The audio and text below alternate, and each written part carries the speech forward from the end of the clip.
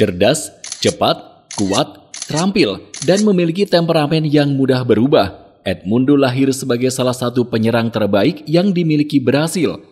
Meski namanya tak setenar Ronaldo atau bahkan Romario, ia muncul sebagai pemain yang akan selalu diingat ketajamannya di depan gawang. Dalam satu kesempatan, Edmundo bahkan mengklaim kalau dirinya masih lebih baik dari Ronaldo Nazario. Ronaldo tidak lebih baik dariku. Aku yakin jika FIFA memilih pemain terbaik Brasil era 90-an, maka namaku akan menjadi yang terbaik di dunia. Aku memiliki karir yang lebih panjang dari Ronaldo.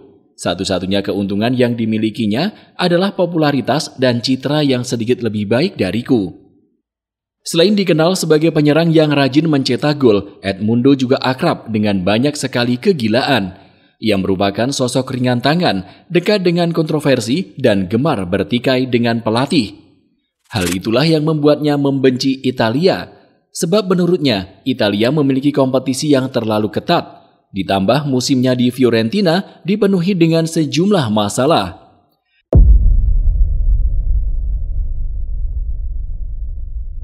Edmundo Alves de Sousa Neto atau lebih dikenal dengan Edmundo lahir dan besar di Niterói, kota kecil dekat Rio de Janeiro. Edmundo yang juga dijuluki The Emperor memulai karir sepak bolanya di Vasco da Gama. Hanya 2 tahun bertahan, Edmundo lantas hijrah ke Palmeiras.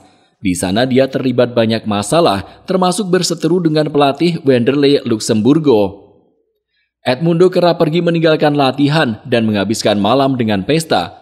Pada suatu malam, dia bahkan pernah mengalami kecelakaan hebat yang membuatnya nyaris dipenjara. Meski menjadi andalan di lini depan serta menyumbangkan banyak gelar, Edmundo lantas dilego ke Corinthians pada Januari 1996 dengan status pinjaman. Bersama Corinthians, nama Edmundo kian banyak mendapat pujian. Orang-orang seolah melupakan kegilaannya di luar lapangan. Bahkan bagi penggemar Corinthians, Edmundo menjadi sosok yang selalu dinantikan aksinya. Ketika itu, Edmundo muncul sebagai penyerang yang mencetak 22 gol dari total 29 pertandingan yang dimainkan. Setelah kontraknya tidak dipermanenkan Corinthians, Edmundo kembali berkarir di Vasco da Gama. Di tim tersebut, dia mencetak rekor dengan mengoleksi 29 gol dari 28 laga. Namun, Edmundo juga menghiasi performa menawanya ini dengan kartu merah. Bukan hanya 1 atau 2, melainkan 7 kartu merah dalam semusim, di mana catatan ini jelas sangat tidak lazim bagi penyerang. Buah dari kegilaan demi kegilaan yang dilakukan, komentator sepak bola asal Brasil bernama Osmar Santos lantas menjulukinya sebagai O Animal atau si binatang. Bersama Vasco da Gama, ia mampu memenangi Liga Brasil. Dengan Edmundo berhasil mendapatkan sepatu emas untuk gelar pencetak gol terbanyak. Prestasi ini berbuah pemanggilan ke timnas Brasil untuk Copa America 1997 dengan mengemas 2 gol, termasuk gol pembuka di laga final. Performa itulah yang akhirnya membuat Edmundo hijrah ke Fiorentina yang bermain di kompetisi terbaik dunia. Saat itu, La Viola harus mengeluarkan budget sebesar 6 juta pounds untuk mendatangkan Edmundo, jauh lebih murah dari uang yang dikeluarkan Inter Milan untuk memboyong Ronaldo senilai 25 juta pounds.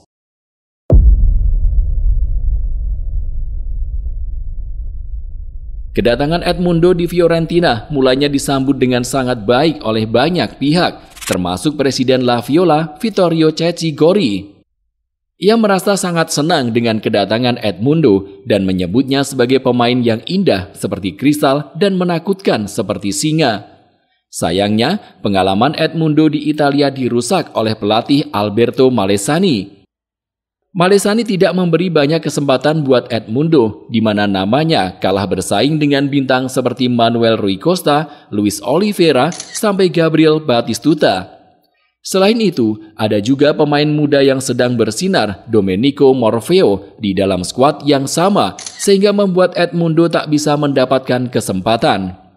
Baru beberapa bulan tinggal di Italia, Edmundo nekat pulang ke Brasil. Ia merasa kesal karena pelatih dianggap tidak menghargai keberadaannya. Ketika pada akhirnya dipanggil timnas Brasil di gelaran Piala Dunia 1998, Edmundo kembali dirundung kemarahan setelah sang pelatih lebih memilih nama Ronaldo Nazario ketimbang dirinya di lini depan. Semua lantas berubah saat Fiorentina mulai dilatih Giovanni Trapattoni. La Viola menjalani musim yang terbilang baik dengan nama Edmundo mulai mendapat banyak kesempatan bermain. Namun memang dasar memiliki karakter bengal. Tingkat disiplin tinggi yang diterapkan Mr. Trap di Fiorentina membuat Edmundo tidak bisa bebas berkeliaran. Kemarahan sang pemain kepada Giovanni Trapattoni kian menjadi saat dalam sebuah pertandingan ia tiba-tiba diganti dengan alasan yang tidak jelas. Seusai pertandingan, Edmundo mengumpat di mana hal tersebut mengundang amarah dari berbagai pihak. Parahnya lagi, Edmundo tiba-tiba menghilang dalam sebuah momen yang seharusnya dapat menentukan nasib Fiorentina sebagai penguasa Italia. Saat itu, atau tepat pada Februari 1999, La Viola berada di puncak klasemen dan berkesempatan untuk memenangi Liga untuk pertama kalinya dalam 30 tahun. Namun, duel dengan AC Milan datang dan semuanya berantakan. Gabriel Batistuta yang selama ini jadi andalan harus absen karena mengalami cedera parah. Praktis pilihan di lini depan jatuh kepada sosok Edmundo. Namun apa yang terjadi selanjutnya, pria Brasil itu malah menghilang. Setelah ditelusuri, ternyata Edmundo nekat terbang ke Brasil untuk menghadiri Festival Rio. Sejak saat itu, performa Fiorentina jadi tidak stabil. Mereka menelan sejumlah kekalahan dan gelar juara kian jauh dari harapan. Di akhir musim, Fiorentina cuma bisa duduk di tangga ketiga, berada di bawah Lazio dan AC Milan, yang akhirnya keluar sebagai juara. Sementara Edmundo yang diberi kesempatan sebanyak 48 kali, berhasil mencetak 16 gol. Namun ia mengaku tidak menikmati musimnya di Fiorentina dan cenderung membenci Italia. Meski disebut sebagai salah satu predator ganas yang pernah mengisi panggung Serie A, Edmundo memilih pulang ke Brasil dan kembali jatuh ke pelukan Vasco da Gama. Aku tidak berpikir untuk kembali ke Italia, aku lebih suka tinggal di Brasil.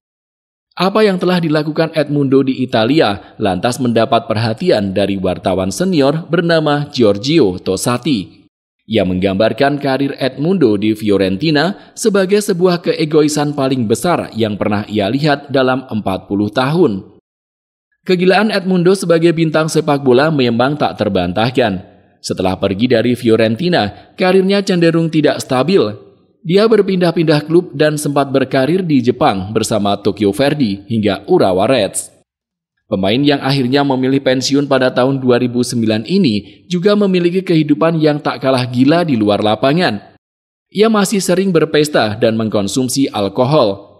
Bahkan satu hal yang paling menjadi sorotan, Edmundo pernah mengundang rombongan sirkus ke ulang tahun anaknya.